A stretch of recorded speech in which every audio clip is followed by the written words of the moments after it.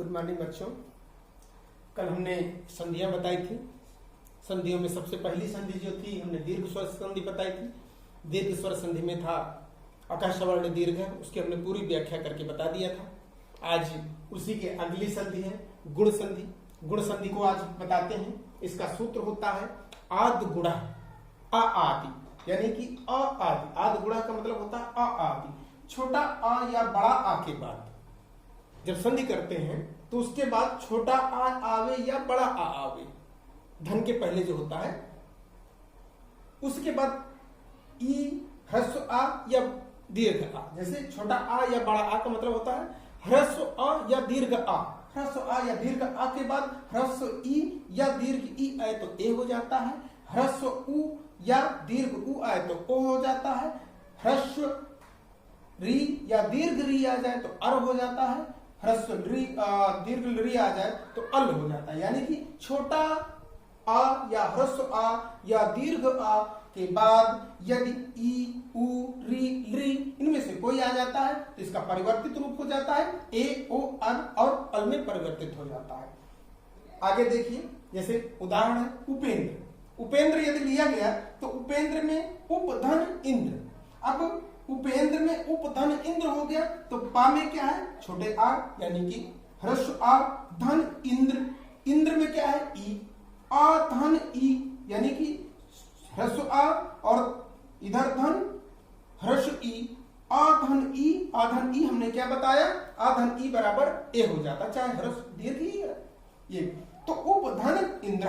अब उप में उपधन इंद्रा, उप में पा में आ ई में ई तो आ धन ई बराबर ए हो गया। अब उपेंद्र होता कैसे है? उप में यदि हम हलंत कर देते हैं, ये उप में यदि हम हलंत कर देंगे तो यहां से ह्रस्व आ जाता है और इधर ई है।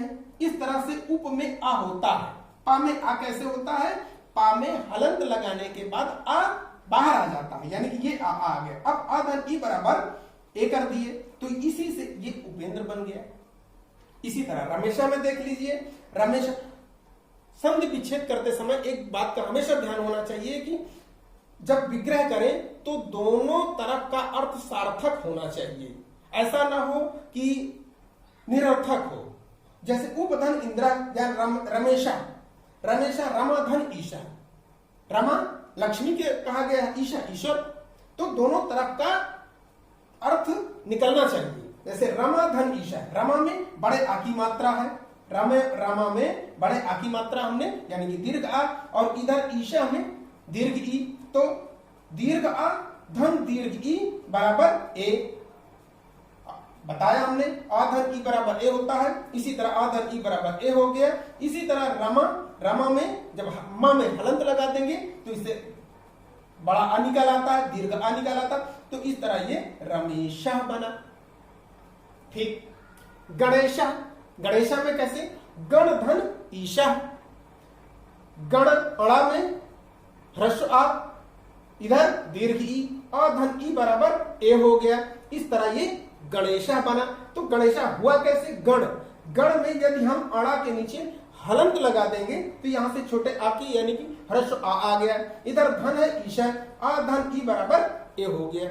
यहाँ ये व्याख्या इसका अलग अलग तोड़ना, मैथ की तरह तोड़ना आना चाहिए। यदि यहाँ पर आ गया तो एग्जाम में गलत नहीं होगा। कोई भी वर्ड आ जाए, कोई भी शब्द इस तरह से आ जाए तो उसका आप अच्छे से इस तरह से विग्रह कर सकते हैं। अन्यथा कई बार होता है कि कुछ गण की जगह कुछ दूसरा लिख सकते हैं तो अर्थ का अनर्थ हो सकता है। गंगेश्वर, गंगा धन ईश्वर, दोनों तरफ का अर्थ बिल्कुल सार्थक है। अर्थ दोनों तरफ है। गंगा में बड़ा आ की मात्रा, धन ई बराबर ए हो गया। तो इस तरह में गंगेश्वर हो गया, यहाँ पर गंगेश्वर हो गया। इसी तरह गंगोदकम, गंगा धन उदकम। गंगा में बड़े आ की मात्रा है, धन उ, इधर उ है तो आ धन उ बराबर ओ, तो ओ की मात्रा होगी, गंगोदकम हो गया। इसी तरह कृष्णार्धी, कृष्ण धन वृद्धि। कृष्ण में आ छोटे आ निकल आए यानी कि ह्रस्व आ धन री, आ धन री बराबर अर होता है। कृष्ण धन आ धन री धन धी। इस तरह से यहाँ आ और री का अर हो गया। इस तरह से कृष्णार्धी बना। इसी तरह तवल्लकार, तव धन लिकार, तव में वा में आ निकल आया, धन ली, इस तरह अल हो गया। यहाँ पर तव धन अल अधन लड़ धन कारह तवल कारह हो गया।